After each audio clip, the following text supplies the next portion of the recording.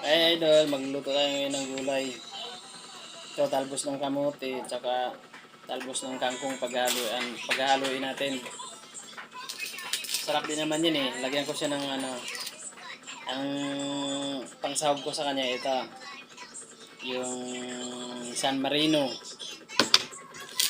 Saka lagyan natin ng oyster sauce, tsaka magic sarap. Pwede na yan mga idol para makatipid.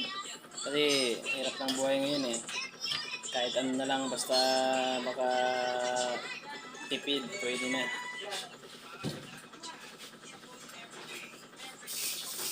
Ano tayo, pwede na yun para sa pangtanghalian. Tsaka ito, maano to, maganda sa katawan to. Iwas na rin sa mga makolesterol na iwas sa mga mataba na mataba na pagkain. Mainam na yung gulay, maganda pa sa katawan.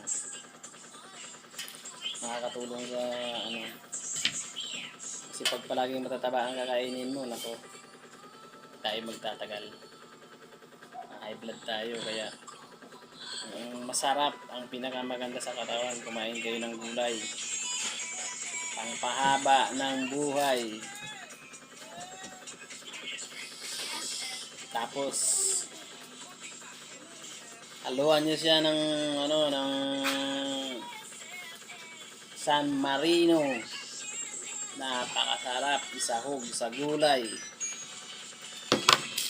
Haluan mo ng oyster sauce at saka magic sarap. Talo-talo na yan, pwede na. Nakakaraos na yan.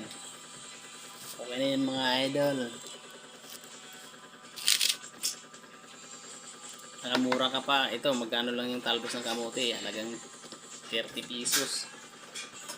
Ito, 30 pesos din. Saka magic. Saka 50 pesos. Talo-talo na. 60. Nakakaraos na. Thank you mga idol. Hanggang dito na lang muna yung ko sa ulitin. Thank you sa mga nag-support sa mga vlog ko. Maraming salamat.